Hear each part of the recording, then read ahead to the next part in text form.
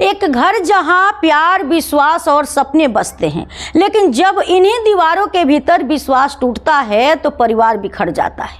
उत्तर प्रदेश के बिजनौर के आदर्श नगर कॉलोनी में रहने वाले दीपक कुमार और उनकी पत्नी शिवानी की कहानी भी ऐसी ही थी।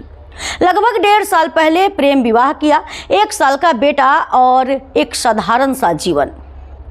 4 अप्रैल 2025 की दोपहर शिवानी ने परिवार को सूचित किया कि दीपक को हार्ट अटैक आया है। वह उन्हें अस्पताल ले गए, लेकिन डॉक्टरों ने दीपक को मृत घोषित कर दिया। परिवार को शक हुआ, पोस्टमार्टम कराया गया और रिपोर्ट ने चौंका दिया। दीपक की मौत हार्ट अटैक से नहीं बल्कि गला घोटने से हुई थी।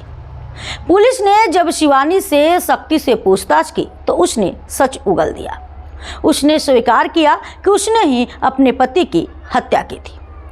परिवार का आरोप है कि शिवानी ने दीपक की नौकरी और फंड हड़पने के लिए यह साजिश रची। एक प्रेम विवाह, एक मासूम बच्चा और फिर भी लालच और स्वार्थ ने एक जीवन समाप्त कर दिया और कई जीवन बर्बाद कर दिए। यह कहानी हमें सिखाती है कि रिश्तों में विश्वास सबसे महत्वपूर्ण होता है। जब यह टूटता है तो उसका असर सिर्फ 2 लोगों पर नहीं बल्कि पूरे परिवार पर पड़ता है। आइए सुनते हैं कि दीपक के संदिग्ध हत्या पर उसके परिजन और पुलिस अधिकारी क्या कह रहे हैं। इसमें मेरे भाई की हत्या करी गई है। उसमें आरोपी जो है मेरी भाभी है। आपके भाई का नाम क्या है? मेरे भाई का नाम दीपक कुमार है। कहाँ रहता था? वो यहीं पे नजीबाबाद रहता था। 1 महीने से सरकारी जॉब करता है रेलवे में। रेलवे का जी। फिर आपको जानकारी क्या हुई?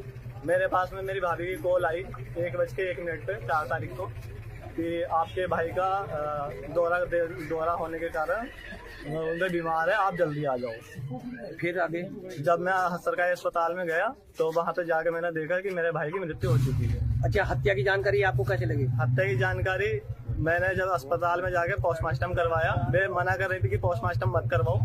फिर हमने देखा कि भाई पोस्टमार्टम कराना जरूरी है, क्योंकि मेरे भाई को कोई प्रॉब्लम नहीं थी। सरकारी जॉब था, 2 जॉब करी उसने और क्या कहते हैं फोर्स में भी नौकरी करी है। आपकी भाभी का नाम क्या है? मेरे भाभी का नाम शिवानी नाम है। इस समय कहाँ पर है? वे इस टाइम जो है थाने में है। अच्छा, आप क्या चाहते हो? मैं चाहता हूँ कि मेरा निष्पक्ष सारी चीजें हो, सारी जांच हो सही तरीके से, और जो भी दोषी है उसे हमें बस फांसी की सजा हो। ये देखिए घटना हुई थी और इसमें हम लोगों ने महिला से पूछताछ की। काफी पूछताछ के बाद फिर ये तथ्य सामने आया, उसने अपना जुर्म को कन्फेस किया है। उसने बताया कि ये 2 चीजें ऐसी थी। एक तो वो चाहता था, जो उसका पति था, वो चाहता था कि नजीबाबाद ना रहें और हम वहीं जाके अपने परिवार के साथ रहें। वो वहाँ नहीं जाना चाहते थे। दूसरा, वो उस पर शक करता था, इसकी वजह से पहले भी 2-3 बार उसने मारपीट की इनके साथ। घटना वाले दिन इसने 4 नींद की गोलियां जो रखी हुई थी वो उसको नाश्ते में मिला के दे दिया था चाय में। उसके बाद वो थोड़ा बेसुध जब अचेत सा हो गया, पूजा करने बैठा तो वो गिर गया था नीचे। तो इसने फिर उसको उसी दौरान इसका गला दबाया। इस महिला का जो बात हुई थी उसमें ये बात प्रकाश में आई थी कि जो लेफ्ट हैंड जिसने भी ये किया उसका लेफ्ट हैंड ज़्यादा मजबूत है, लेफ्ट हैंड ज़्यादा यूज होता है। तो बाद में पूछताछ से पता चला ये जो महिला है इसका राइट हैंड में फ्रैक्चर हुआ था और लेफ्ट हैंड सही था। तो इसमें भी जब पूछताछ में बात आई, उसने करके भी बताया, एक हम लोगों ने उसका रिक्रिएट भी कराया था सीन को, तो वही हुआ। फिर पूछते अभी तक के जितने भी साक्ष्य सामने आए हैं उसके हिसाब से इसके ही द्वारा इसकी हत्या की गई। इसको कबूल भी किया गया है। इन्वेस्टिगेशन चल रही है, कोई अन्य तथ्य प्रकाश में आएंगे तो उसके अनुसार कर रहे हैं।